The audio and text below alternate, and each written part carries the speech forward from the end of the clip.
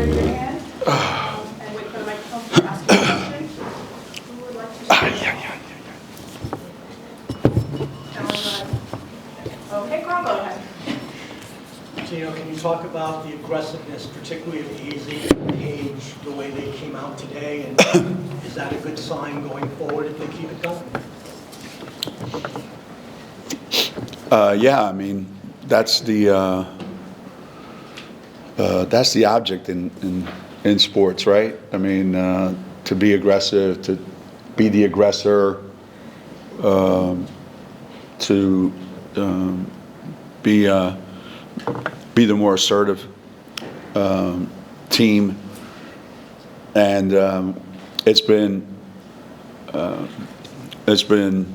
evident that when we are like that, a lot of great things happen for us when we come out like we did today. And having having AZ do that makes makes the game very, very difficult for the other team. She was on it looked like she was on a personal quest to try to be impactful every time she touched the ball, and that obviously will be huge this coming weekend. Now back-to-back games for her, really hitting from three. Have you seen something click for her over the last week or two, or has it just kind of been built to this?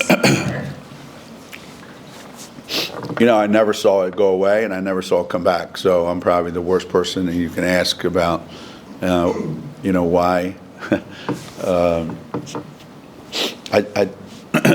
So much of this is confidence. So much of this is how your view is at that particular time, and maybe all it took was just seeing the ball go in a bunch on Sunday, and here we are.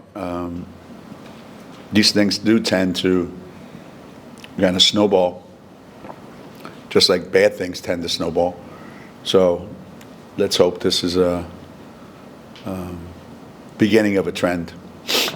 To you, Red. After the Tennessee game, the press conference, you said something to the effect of our best players should be playing better. I doubt they're sitting around watching everything you say in every press conference, but is that something privately with the Pages and the Azies of the world that you've tried to really hammer home? I don't know. That's a good question because, we talk every day about something, and it could be basketball related, not basketball related, and it always comes back to there are certain things that have to happen for our team to have the most success that we can possibly have.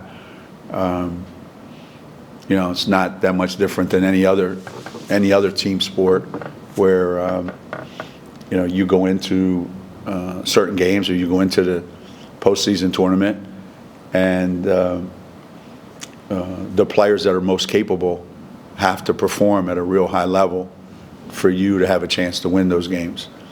I thought it was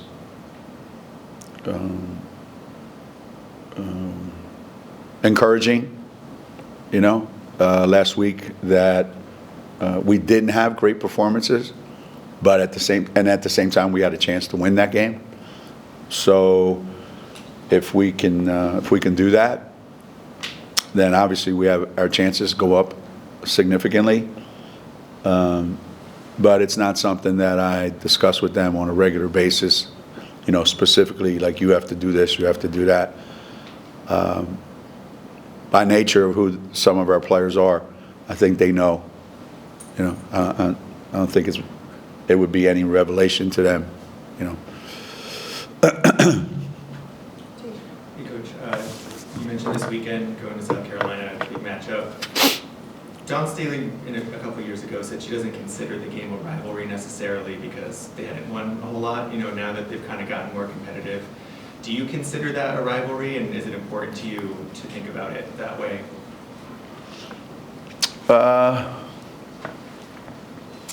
You play these games for a reason, right? You play because they're high-profile games. You're going to get tested.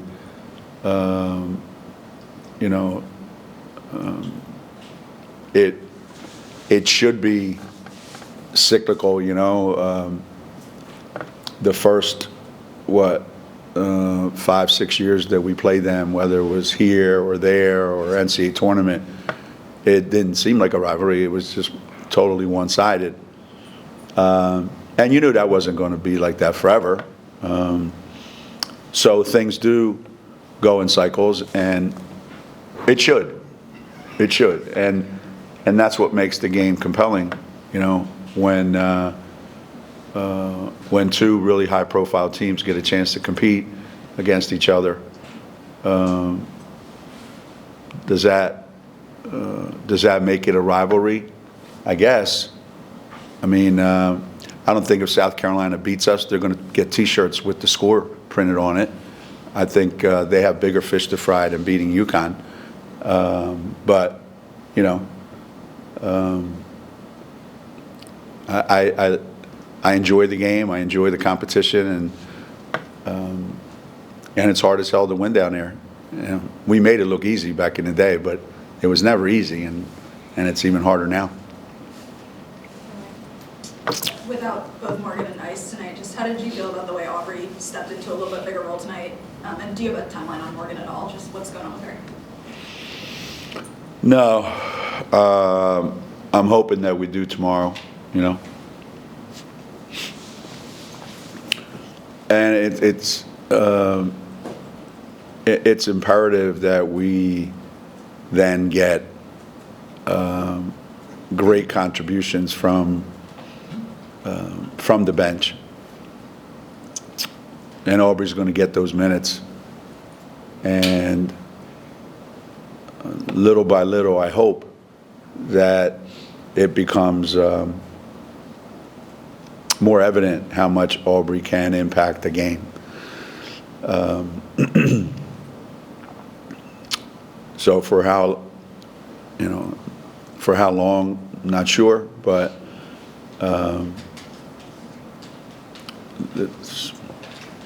we're zigging and zagging again. That's what we do here at Connecticut. We're pretty good at zigging and zagging, trying to figure it out. Jim? They announced the 3-0, 4-0 students like they were just reading names off your roster, one after the other after the other. About what? The 3-0, 4-0 students. Oh. How much does that translate, having players that are motivated to do that stuff in the classroom? How much does that carry over to wanting to have that same level of success on the court? Yeah, there's I don't know what the perception out there is of college student athletes. Sometimes the perception is that they're hired mercenaries. They are. But that doesn't mean that they don't value what it is that they're doing off the court in the classroom. And it's always been like that. I always make a point to let everybody know that 95% of all colleges and university, their whole athletic department, I would say 95% of those schools and those athletic departments, those kids are unbelievable students. But who's going to write an article about what the GPA of the track team is, or the swimming team, or the baseball team, let's say? There's some high-profile sports, and people want to know, are these guys really student athletes, or are they not? And I think people would be surprised that they truly are. And to me, if you can't be motivated to do well in school, and then and being successful are relative terms, not everybody can be Paige, and not everybody can be a 4.0 student. But that doesn't mean that if you're a 3.0 student and that's your honest best effort, then you should be just as proud as that as somebody who got a 4.0. You know, for us, it's not about we have a standard of this is the grade point average you have to get. No, we need you to max out what your potential is. You know, and we're happy and we're proud of you when you do. You know, and it's more oftentimes that they do max out, and I take great pride in that. You know, I think our coaching staff and our academic support staff, Ellen Tripp and her crew, they do an unbelievable job with these kids. This is not easy, you know. It's not easy doing what they do.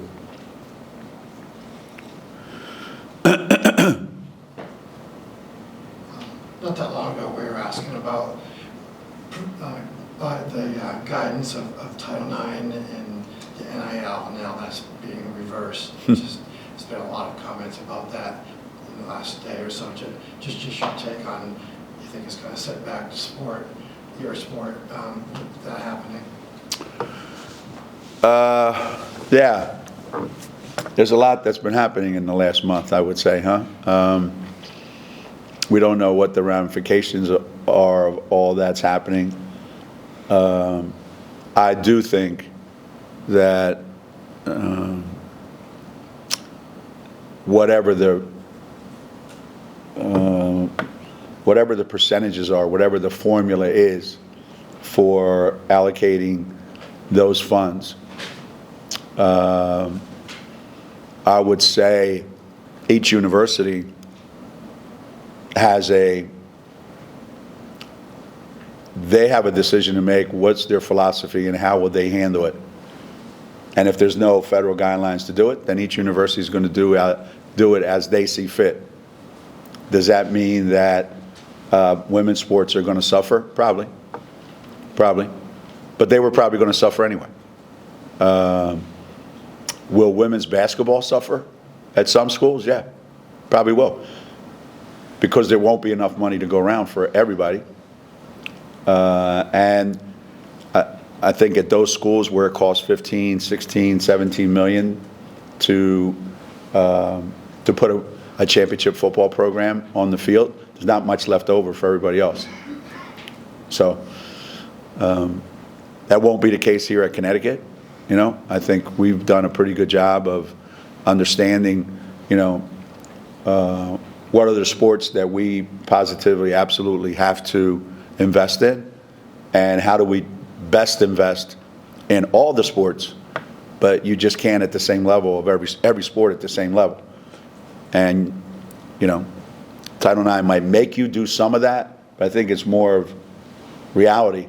Forget Title IX, it's just reality. There's only so much money to go around. But there won't be any change at Connecticut.